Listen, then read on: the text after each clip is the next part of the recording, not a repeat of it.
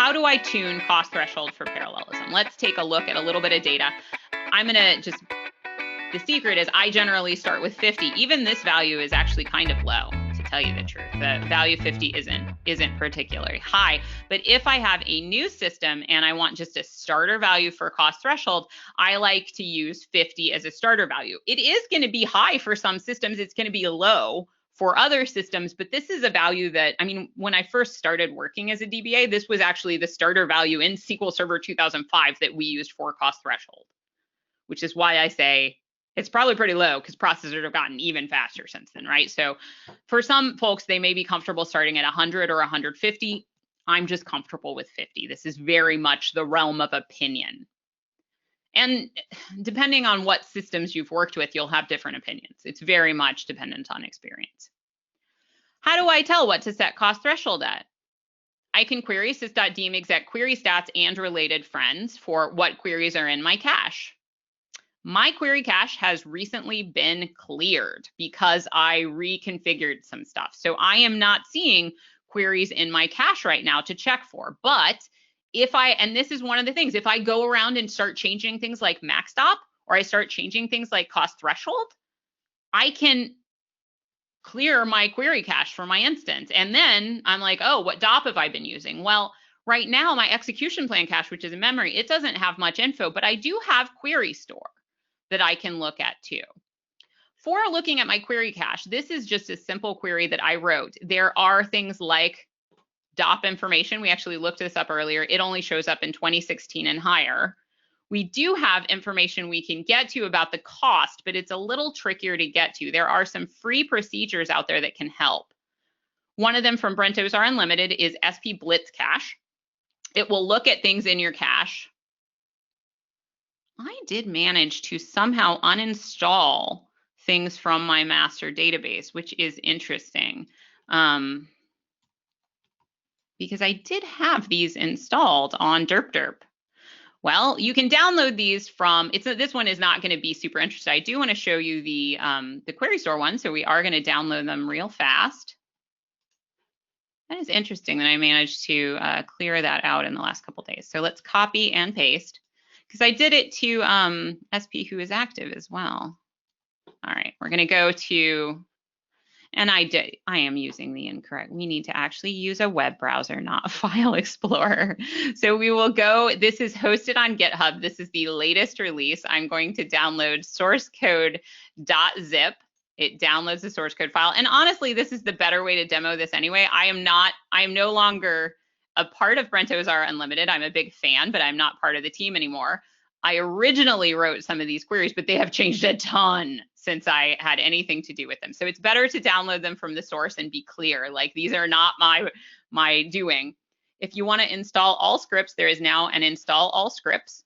I'm going to use the master database. I know what I did. When I was doing this before, I bet I installed them in the Babby Names test database, and then I restored over the Babby Names test database, and so they are no longer present. If I use the master database, if I'm comfortable installing these in master, they will actually stick around even if I restore my user database. It has now executed these procedures, and I bet I did the same thing with who is active.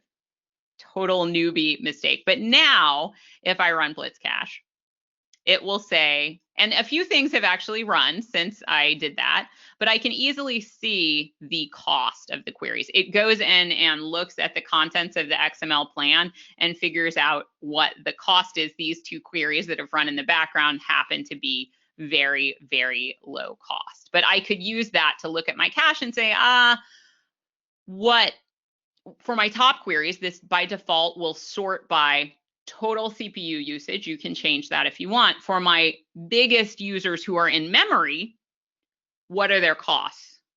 This does have some big blind spots. If procedures have a recompile in the header, they're just not going to show up in here. The cache just doesn't have them.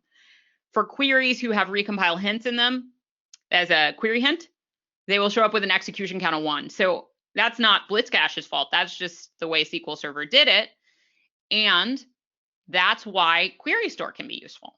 Now, unfortunately, the query store dynamic management views don't have a simple column for cost. And that's what I mean by this. I thought I was going nuts and just couldn't find it. I checked out, Grant has blogged, Grant Fritchie has blogged, found the same thing. Brent Ozar Unlimited does have a tool called SP Blitz Query Store. It's a little bit I think it's kind of a new tool. What do you think? I ran it with help equals 1. And this is the message I got. Normally, when you run these with help equals 1, it gives you a list of all of the different parameters you can use. But I think SP Blitz Query Store may be in the early days. I think it may be in experimental because all the help it gets you is a note about 4 red capsules. But if we run it with a database name, it will look at Query Store in that database and give us a bunch of information, including shredding out the query cost from the execution plans. I have a lot more info in my Query Store because it doesn't care if the cache and memory gets cleared. It will retain stuff due to my retention policies. So I can see for all sorts of different query IDs and plan IDs what their cost was. Of course, this is the cost at their given degree of parallelism. I believe there is a column somewhere in here for DOP. I believe we have a column for DOP. Where is our column for DOP? Somewhere in here, I believe we have DOP. We have a lot of information. Execution count, that's nice. Top weights, very interesting. I think I've missed the column for DOP, but I believe there is a DOP column because Query Store does track that. It has like most recent DOP, average DOP, etc. My goodness, is that a lot of columns? And I don't see DOP in there. So it may not give us DOP. All right. But I think it is complex enough to get the cost from Query Store that it is useful if you can find someone else who's written the query for you to shred it from the execution plans. It is worth it to look at the query cost that way. But that is what I would start. If you have Query Store, it is going to maintain the data, even if you have, it will see data behind those recompile hints. So it will help you figure out, okay, what are the costs that we're getting? They may be the cost for the parallel values. I like to start at 50 and then change things from there. At the cost of 50, I want to know what are my most expensive queries by CPU time, right? So who's using the most CPU? And I want to look at their duration. If I have Query Store, it will help me track their duration. If I don't have Query Store, I'm going to be copying a lot of stuff into Excel worksheets because that duration information on what's the average duration of this statement, it's going to get cleared out when there's memory pressure, when I reconfigure MaxStop, when I fail over, right? It's gonna be very, very temporary. But I do want to record their average duration because as I tune max degree of parallelism, as I tune cost threshold, it's going to change. So I need to, if I don't have a monitoring system can track these as well. You might have a third-party monitoring system that's helping you track duration. It might even show cost. But I'm going to run through a cycle like this where I start at cost threshold 50, I tune MaxStop, I burn in, I remeasure top queries. And maybe at that point, I'm like, oh, I actually want to go higher with my cost threshold because I see I have a bunch of queries here who are going parallel, but I've tested them and they are really fast at MaxStop 1 and they're not very expensive. If I'm tuning an existing application, I might not just change cost threshold right away. You know, if cost threshold has been at 25 for this application for 5 years, I'm going to look at my top queries. I may or may not decide to change cost threshold first, depending on how big are those queries in there and does it look like they would be fast single-threaded or not. Finishing the cycle, when I tweak cost threshold, this is also true for doing MaxStop. I like to burn it in for a day or two. If you make a huge change, you might have to revert it right away. But a lot of times I like to make relatively gradual changes on these, burn it in for a few days because I may have some queries that just don't run all the time.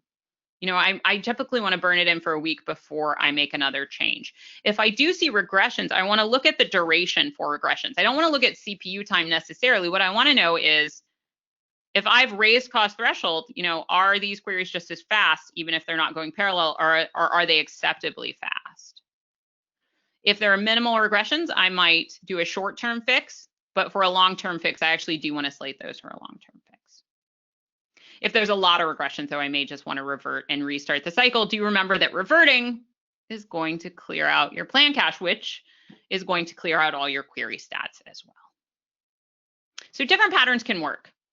There are systems I have worked with where we ended up with a lot of parallel queries and a lower MaxStop, just because the queries did really well with a lower MaxStop. There was a MaxStop 2, and the queries could execute really fast. We had fast cores, and with the amount of data they were working with, we could have a lot of parallelism at a low level. I would say this is generally the more common pattern if we have a mixed workload. A lot of this is about a mixed workload. If we have little bitty queries who don't go parallel, but don't need it, they're little inserts, updates, and deletes. And then we have some reporting queries that aggregate data. We typically would say, oh, we want these reporting queries to go parallel. We don't want the little bitty OLTP queries to go parallel. So that is a common pattern there where we raise the bar for parallelism and then configure the MacStop to say, oh, when you go parallel, you don't use everything on the machine. We want to tune you for speed, but we also want to make sure that we leave we leave cores available for everybody else. So these are all factors, including parallelism inhibitors, which we are going to look at next.